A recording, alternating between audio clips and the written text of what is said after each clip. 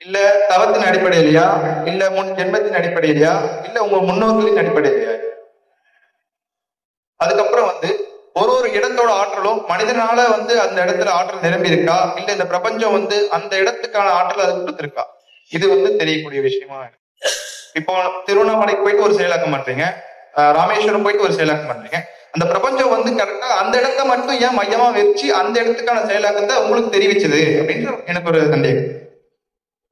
இப்ப தம்பியோட அவங்களுடைய கொஸ்டின் என்ன அப்படின்னா, அந்த ஒரு இவ்வளவு பேர் இருக்கும்போது என்ன அப்படின்னா, இந்த முன்ஜென்மத்தோட தொடர்பா இல்ல முன்னோர்களோட தொடர்பா உங்க தியானத்தோட செயலன்னா, நிச்சயமா முன்ஜென்மத்தோட தொடர்பு, முன்னோர்களோட தொடர்பு, தியானத்தோட தொடர்பு, எல்லா தொடர்புகளும் இருந்தாலும் இந்த வேலைய முழுமையா காட்டுறது, முழுமையா வழி நடத்துறது முழு பொறுப்பு பிரபஞ்சத்தோடையது.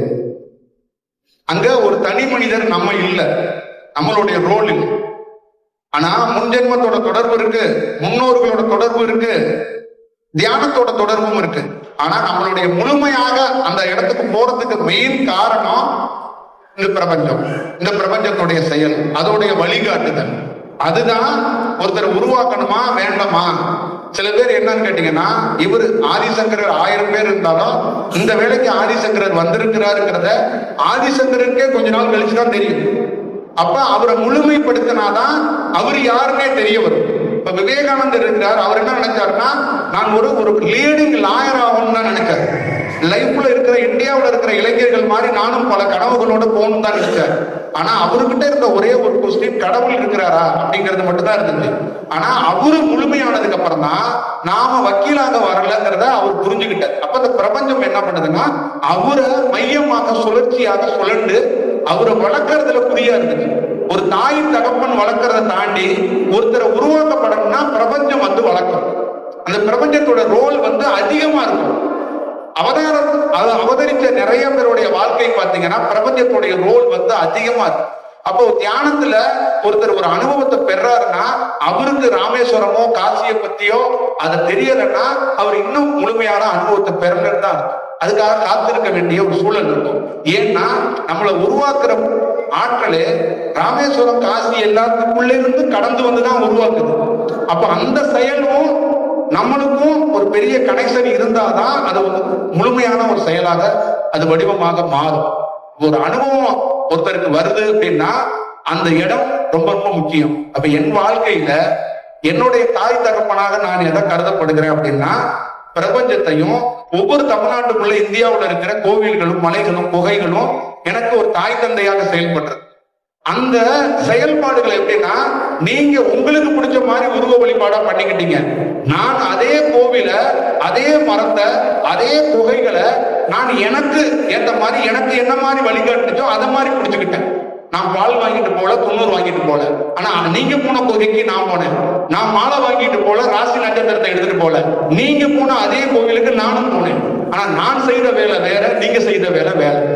இப்ப இந்த வேலையில தான் சிறந்த ரேடியேஷனுடைய அளவு அதிகமா இருக்கும். ஒரு விமானம் இத்தனை ஹைட் பறக்கணும்னு இருக்குல்ல, அந்த மாதிரி ரேடியேஷனுடைய அளவுகள் பௌர்ணமி அமாவாசையில என்ன பண்ணுவாங்கன்னா, அந்த ஆகாயத்துல இருந்து லென்த் கீழே வரும்.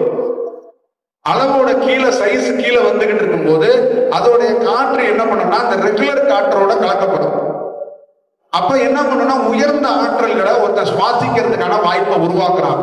அவன் எவன் உருவாக்குவான்னா, நல்ல தவம் பண்றவனுக்கு அது கிடைக்கும். ஏன்னா ஆல்ரெடி அவன் உடல் அந்த மாதிரி தயார் பண்ணி வச்சுக்கிட்டே இருக்கிறதுனால அந்த தவம் பண்ணி யாரெல்லாம் அமர்ந்து இருக்கிறாங்களோ அந்த செயல் இருக்கும். இதுக்குதான் சித்தர்களுடைய பாடல்களும் குறிப்பு இருக்கும். நான் ஆகாய மார்க்கமாக போய் கொண்டிருந்தது, 4 தவம் பண்ணி கொண்டிருக்கிற தவசுகளை பார்த்தேன், அவர்கள் தவத்தை பார்த்து விட்டு நான் இறங்கி வந்தேன்னு சொல்லுவாங்கல்ல. அந்த மாதிரி நீங்க வீட்டுல உட்கார்ந்து தவம் பண்ணிக்கிட்டு இருக்கும் போது அந்த ஆற்றல் வரும். அந்த செயல் வடிவம் வரும்போது நம்மளே திக்குமுக்க ஆடி போயிடுவோம். அந்த மாதிரி நாட்கள்ல நடக்கும். அதனாலதான் அந்த மாதிரி நாட்களை ரொம்ப மார்க் பண்ணி கொடுத்துருக்குறாங்க. இந்த நாட்களை நீங்க புடிச்சுக்கங்க, இந்த நாட்களை வச்சுக்கங்க அப்படிங்கிறதுக்கான செயல். அது பின்னாட்கள்ல அமாவாசை போன்ற நாட்கள்ல ரொம்ப கடுமையா தவம் வருதுன்னா உணவை குறைக்கணும். ஒட்டுமொத்தமான நம்மளுடைய உடலோட தன்மையை ரொம்ப கவனமா பார்த்துக்கணும். அந்த நாட்கள்ல வேலைக்கு போக கூடாது, அந்த நாட்கள்ல வெளி பிரயாணத்தை தவிர்க்கணும். அப்ப இந்த மாதிரி ஒரு செயல் வடிவத்துக்குள்ள நம்மளை பாதுகாத்துக்கிட்டு அந்த தவத்துக்குள்ள மேற்கொள்றதுக்கு அன்னைக்கு வீட்டுல எல்லாம் இடையூறு இல்லாம இந்த தீபாவளி பொங்கல் மாதிரி எனக்கு கவர்மெண்ட் ஹாலிடே மாதிரி அமாவாசைக்கு நீங்க ஹாலிடே கொடுங்கன்னு வீட்டுல முன்னாடியே லீவ் லெட்டர் கொடுத்து வாங்கி வச்சுக்கணும்.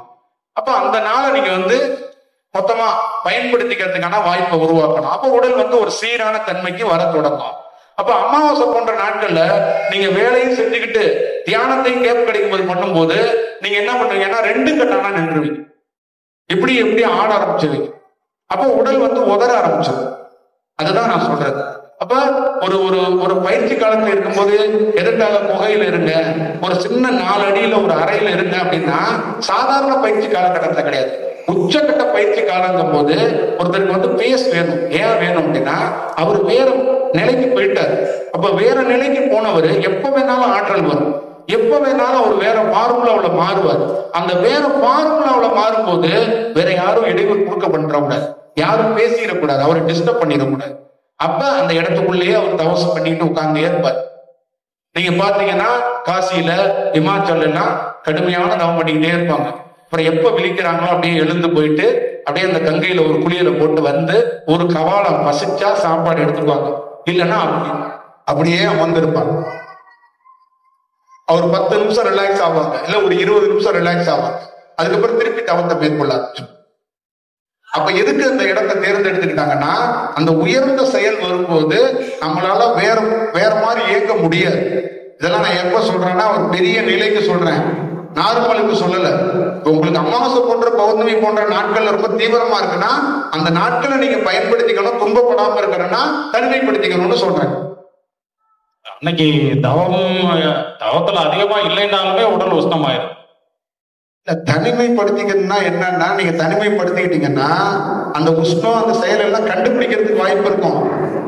அந்த நாட்கள்ல உங்களுக்கு சில மெசேஜ் எல்லாம் கூட வரலாம், சில குறிப்புகள் வரலாம். உடல்ல எப்படி எப்படிலாம் பருவமாற்றம் ஆன் பண்ணுறது உங்க உடலே நீங்க கவனிக்கும் போது கண்டுபிடிக்கலாம்.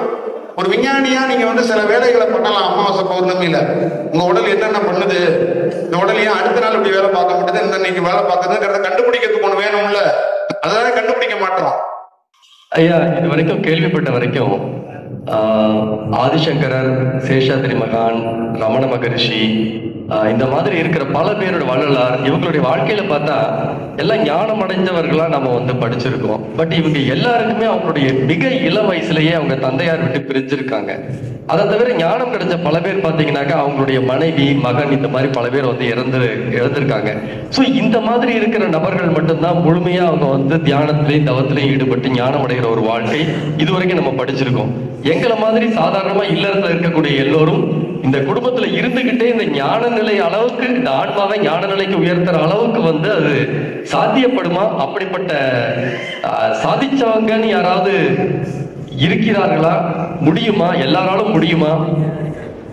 இழப்புகள் இல்லாமல், உறவுகளின் இழப்புகள் இல்லாமல் ஞான நிலை என்பது சாத்தியமா? ஏன்னா கர்மா வந்து நம்மளை வந்து விடாதும்பாங்க.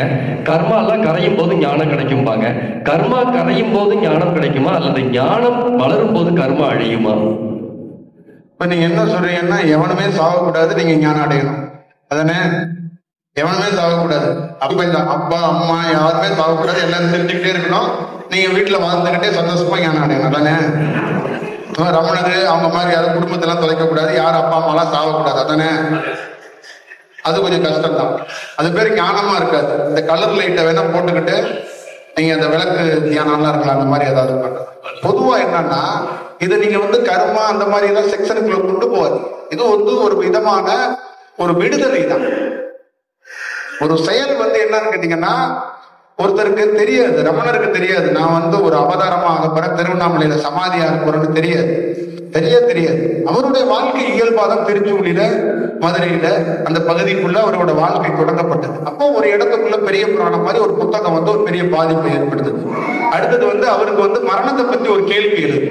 இந்த மாதிரி ஒரு ஸ்பார்க் வர்றதே என்னன்னா ஆன்மா விழிச்சாதான் வரும், சும்மாலாம் வராது.